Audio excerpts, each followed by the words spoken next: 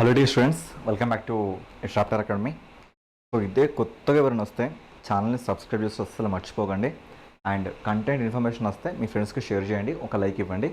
ఈ వారంలో కొన్ని ఇంపార్టెంట్ కరెంట్ అఫైర్స్ మనం చూసుకుంటే ఇక్కడ electronics commerce council of India అనే ఒక కొత్త బాడీ మన కళ్ళ ముందుకు వచ్చింది. యాక్చువల్గా ఇక్కడ స్టోరీ ఏంటంటే internet and mobile association of India, internet and mobile association of India. So ఈ ఆర్గనైజేషన్ బెంగళూరులో కామర్స్ కౌన్సిల్ ఆఫ్ ఇండియా అనే ఒక బాడీని అధికారికంగా ప్రారంభించడం జరిగింది. అసలు ఏం చేస్తారు వీళ్ళ మెయిన్ మోటో ఏంటంటే, సో ఇది భారతదేశానికి సంబంధించిన డిజిటల్ ట్రేడింగ్కి ప్రాతినిధ్యం వహించడానికి అండ్ డిజిటల్ ట్రేడ్ మొత్తం కూడా ఇక్కడ చూడండి, డిజిటల్ ట్రేడ్, ఈ డిజిటల్ ట్రేడ్ని ఇంటిగ్రిటీ సాధించడానికి, సో ఇటు ప్రైవేట్ వాళ్ళైనా గవర్నమెంట్ వాళ్ళైనా ప్రతి ఒక్కరికి, సో అందరికీ అనువుగా తీసుకెళ్ళడానికి ఒక వారధిగా దీన్ని ఎస్టాబ్లిష్ చేయడం జరిగింది. ఇలాంటిది మొట్టమొదటి జాతీయ పారిశ్రామిక మండలి.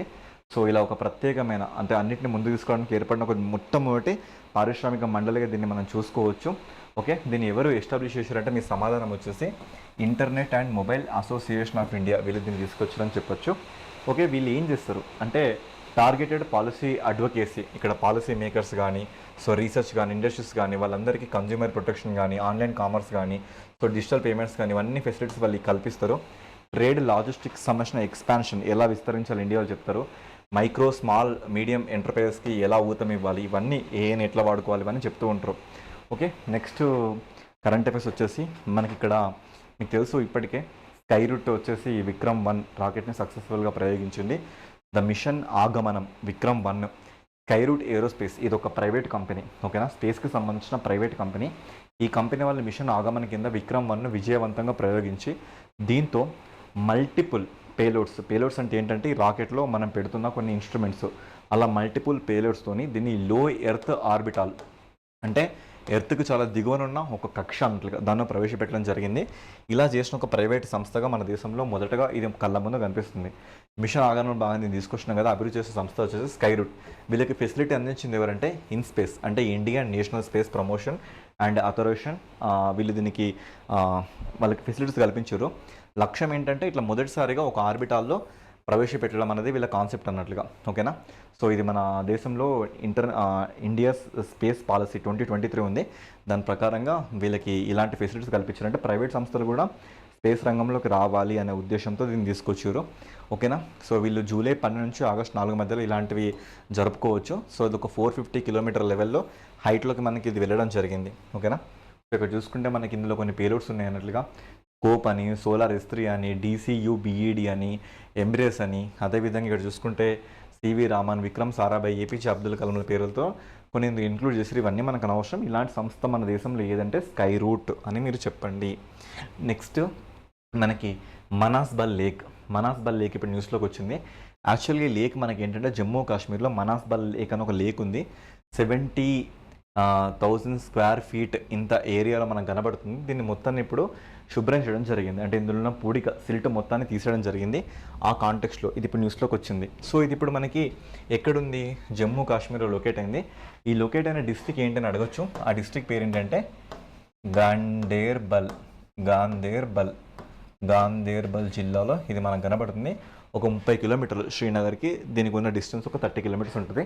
ఇక్కడ మనకి కనబడుతుంది. సో ఇక్కడ చూసుకుంటే ఈ లేక్కి తూర్పున, ఫర్ ఎగ్జాంపుల్ లేక్ అనుకోండి, ఇలా తూర్పు విభాగాన్ని చూసుకుంటే మనకి ఇక్కడ ఏంటి బలాదార్ మౌంటైన్స్ కనబడుతున్నాయి.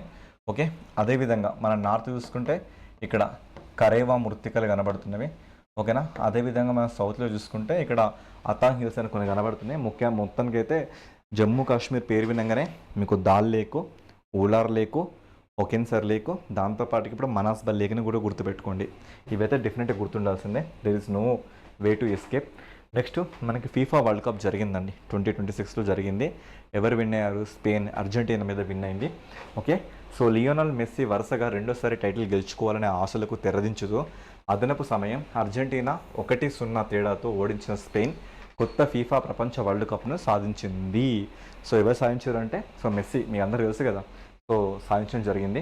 ఇక్కడ చూసుకుంటే మొత్తం మనకి ఫీఫాలో ఇప్పుడు మనం చూసుకుంటే 2026లో 16 సిటీస్లో నార్త్ అమెరికా నేషన్స్ దీన్ని కండక్ట్ చేయడం జరిగింది. ఆ సిటీస్ మిమ్మల్ని ఎవరు కూడా ఎగ్జామ్స్లో అడగరు. సో ఎప్పుడైనా కూడా మనకి 32 టీంల వరకు ఉండే ఈ టీంలు కూడా ఈసారి 48కి పెరగడం జరిగింది. ఓకే, మొదటిసారిగా ఇక్కడ the first world cup staged across the 3 countries, 3 దేశాల్లో కూడా దీన్ని నిర్వహించడం జరిగింది. ఓకేనా. సో ఇక్కడ చూసుకుంటే వీళ్ళు ఇంపార్టెంట్ మనకి. ఇక్కడ ఎవరికి ఏ అవార్డ్స్ వచ్చినాయి మనకి, గోల్డెన్ బాల్ ఇది బెస్ట్ ప్లేయర్కి ఇచ్చే అవార్డు. ఇది చూసుకుంటే రోటరీ స్పెయిన్ నుంచి, గోల్డెన్ బూట్ టాప్ స్కోర్ చేసిన వ్యక్తికి ఇది మనకి కిలియన్ ఎంబాపే ఫ్రాన్స్ వాడికి వచ్చింది. గోల్డెన్ గ్లోవ్స్, సో ఇది చూసుకుంటే మనకి ఏంటంటే బెస్ట్ గోల్ కీపర్ తన వచ్చేసి యునై సైమన్ స్పెయిన్ నుంచి. బెస్ట్ యంగ్ ప్లేయర్ చూసుకుంటే పావు కుబార్సీ, సో ఇతను స్పెయిన్ నుంచి. ఓకే, సో నెక్స్ట్ మనకి ఇక్కడ ఫెయిరీ ప్లే అవార్డు చూసుకుంటే నెదర్లాండ్స్ నుంచి ఇది మనకి రావడం జరిగింది. ఓకేనా. సో ఇవి దీనికి సంబంధించిన కొన్ని ముఖ్యమైన events. Next mount Olympus.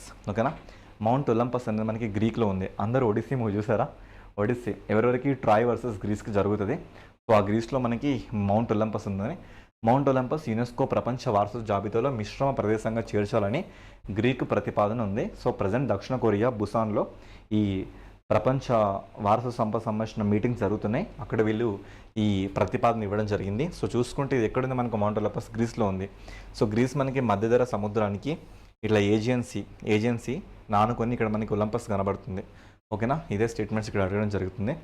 Okay, next ఇక్కడ మనం చూసుకుంటే ఈ జాగ్రఫికల్ ప్లేస్మెంట్ చూసుకుంటే ఇది మనకి ఎక్కడ ఉందంటే ఏజియన్ సముద్రంలో గల్ఫ్ ఆఫ్ టెర్మాయిక్లో కనబడుతుంది. గల్ఫ్ ఆఫ్ టెర్మాయిక్ గల్ఫ్లో కనబడుతుంది. ఈ ఒక్క గల్ఫ్ను కొంచెం గుర్తుపెట్టుకోవడానికి ట్రై చేయండి, ఇక మిగతాదంతా మనకు అనవసరం అండి. Okay, yes. నెక్స్ట్ మనకు ఒక కమ్యూనిటీ, ఒక తెగ ఇప్పుడు న్యూస్లోకి వచ్చింది. ఆ తెగనే కొరుకు తెగ.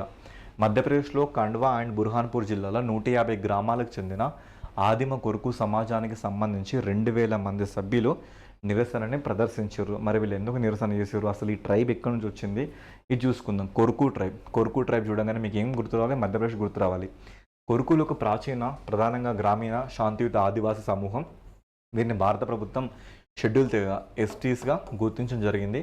వీరు ద్రావిడ భాష మాట్లాడే గోండ్ భాషకు భౌగోళికంగా దగ్గరగా ఉన్న ఒక ముండా జాతి సమూహం. మరి ముండాలు మనకు ఎక్కువ ఎక్కడ కనబడతారు? జార్ఖండ్లో, వెస్ట్ బెంగాల్లో, బీహార్లో, ఒడిషాలో, ఛత్తీస్గఢ్లో మనం కనబడుతుంటారు. ఓకేనా. సో వీళ్ళ నివాస ప్రాంతం చూసుకుంటే సౌత్ మధ్యప్రదేశ్లో ఖండ్వా, బుర్హాన్పూర్, బేతుల్, చింద్వారా డిస్ట్రిక్ట్స్లో వీళ్ళు మనకు కనబడుతారు. సరిహద్దు ఉనికి చూసుకుంటే మహారాష్ట్రలో కొన్ని ప్రాంతాల్లో. ఓకేనా, ముఖ్యంగా మహారాష్ట్రలో అమరావతి అనే ప్రాంతం మనకి ఏపీలోనే కాదు మహారాష్ట్రలో కూడా ఉంది. అక్కడ మేల్గా టైగర్ రిజర్వ్ దగ్గర మనకు కనబడుతుంటారు. చరిత్ర చూసుకుంటే వీళ్ళు తపతీ నదికి ఇరువైపులా ఉన్న సాత్పురా పర్వతశ్రేణిలో దట్టమైన అడవులు నివసించిన వారుగా మనకి చరిత్ర చెప్తుంది. ఓకేనా. సో వీళ్ళు చాలా ముండా లాంగ్వేజ్ని మాట్లాడుతుంటారు.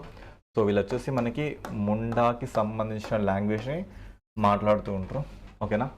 సో వీళ్ళ దగ్గర ఒక ట్రెడిషనల్ గవర్నెన్స్ సిస్టమ్ కూడా ఉంది. అంటే వీళ్ళకంటూ సెపరేట్గా అడ్మినిస్ట్రేషన్ కూడా ఉందండి. ఓకే, వీళ్ళకంటూ ఒక ఆర్కిటెక్చర్ ఉంది. సో ఇది వీళ్ళకి సంబంధించిన కొన్ని ఈవెంట్స్ అన్నట్లుగా. ఓకేనా. సో ఇది ఈ వారంలో కొన్ని ముఖ్యమైన కరెంట్ అఫైర్స్లో భాగంగా నేను గెలిచిన కరెంట్ అఫైర్స్ ఇవి. ఓకేనా. సో ఈ ట్రైబ్స్ కానీ ఇప్పుడు నేను మాట్లాడిన స్కై రూట్ ఇష్యూస్ కానీ ఇవన్నీ చాలా చాలా ఇంపార్టెంట్. ఓకే, వీలైతే నోట్ చేసుకోండి. So this the class about 2 days. Thank you guys. It's Shravan Kumar and the faculty of geography and current affairs. Thank you so much.